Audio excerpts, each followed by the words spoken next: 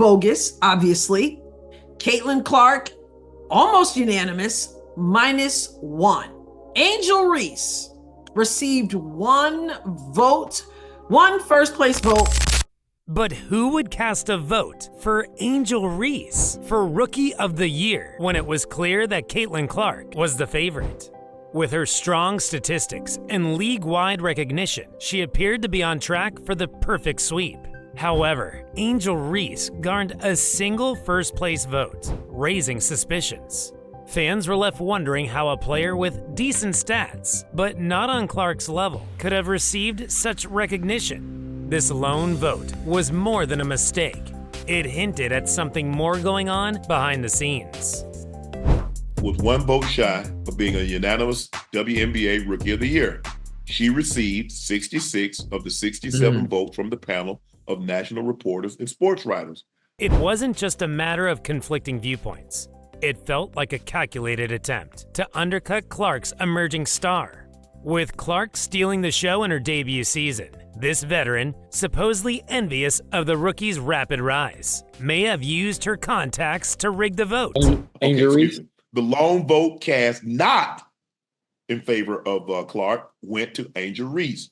The vote kept Clark from becoming the WNBA's 5th ever unanimous. There were rumors in the WNBA that an experienced player was influencing the Rookie of the Year voting, specifically aimed at Caitlin Clark. Despite her outstanding season, Clark did not receive a unanimous victory, with one vote going to Angel Reese.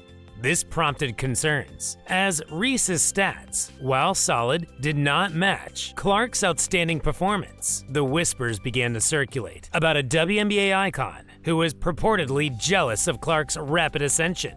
This legend is thought to have influenced journalist Cameron Duncan's vote in order to prevent Clark from winning the title unanimously. The cause for this meddling seems to be rivalry and envy. Clark's stunning success in just one season posed a direct threat to the legend's long-established image. For the first time, a rookie stole the attention that had taken these veterans years to earn. Unwilling to let Clark overtake her, the legend supposedly manipulated the Rookie of the Year results, ensuring that Angel Reese received at least one vote to prevent Clark's perfect triumph. Cameron Duncan, the only journalist who voted for Reese, is thought to have been motivated by this renowned athlete. The assumption is that this was not a random decision, but rather a well-thought-out maneuver to prevent Clark from winning unanimously. It's clear that this was a strategic attack on Clark's record-breaking season. The legend's aim wasn't necessarily to elevate Reese, but rather to prevent Clark from reaching a feat that she herself hadn't achieved. Caitlin Clark had unquestionably the best season-long stats. Clark was in her own league, averaging 19.2 points per game, 8.4 assists, and 5.7 rebounds. In addition to leading her team, she dazzled fans with her skills, displaying the kind of talent that WNBA rookies rarely possess. Given how much she outperformed her rivals in almost every statistical category, her selection as Rookie of the Year was almost unanimous. However, despite having a strong season, Angel Reese was not seen as being as good as Clark. While Reese showed promise, her stats didn't come close to the impact Clark had on the league. For this reason, analysts and fans alike were baffled when they saw that Reese had received a first-place vote for Rookie of the Year. This raised questions about the fairness of the voting process and whether the vote was truly based on performance. The vote for Reese was seen as more than just an outlier. It looked like a deliberate attempt to spoil Clark's unanimous Rookie of the Year win. Many believed it wasn't about Reese being more deserving, but about undermining Clark's perfect season. A'ja Wilson has had the most difficult season of her career. She couldn't get the credit she deserved because Caitlin Clark showed up, and this is proof that her life is 10 times as hard as, to get the same credit. She's MVP of the league, I think, for the third time. She's won 2 championships. She's got a statue at the University of South Carolina. Have we not done enough to celebrate A'ja Wilson? Have you contributed to her life being 10 times as hard? Well, I mean, look, I want to be a little sympathetic towards Miss Wilson. After all, for the first time in a long time, people were actually watching her play basketball. So that added stress of the much bigger audience certainly came into play. This is interesting how this discussion has seeped into how the media, namely Christine Brennan, who certainly is, and this is very important, an ally of that whole movement, is now being questioned, and how she is being a little bit too hard, a little bit too scrutinizing, and her questioning was now being examined. And it just goes to show you, though, it's another way of lowering the standards. We talk about the bigotry of low expectations. Just the way they are dealing with that particular issue with Dejounte Carrington and every other player having to deal now with real media. A'ja Wilson's place in WNBA history was already solidified by 2024, when she became the first player in modern times to win the MVP award with all 67 votes. It was a monumental achievement, as Wilson joined a rare group of players who could boast a unanimous MVP win. However, when Caitlin Clark started gathering momentum toward a unanimous Rookie of the Year title, it threatened to overshadow Wilson's perfect record. Clark's growing dominance on the court, paired with her near-unanimous Rookie of the Year candidacy, could have diminished Wilson's unique accomplishment. This prompted rumors that Wilson wasn't going to let a rookie steal her spotlight. It's alleged that Wilson's motive wasn't about Angel Reese or her stats. Instead, the aim was to preserve her own legacy by preventing Clark from securing a unanimous Rookie of the Year title. Wilson could maintain her position as the only player to have achieved unanimous recognition. These rumors suggest that Wilson played a behind-the-scenes role, orchestrating the vote to block Clark from overshadowing her historic MVP win.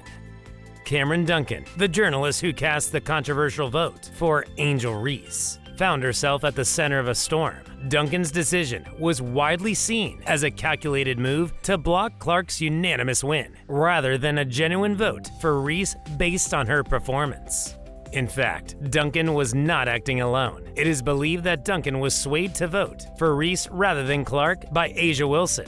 This wasn't about elevating Reese. Rather, it was about keeping Clark from accomplishing something Wilson hadn't.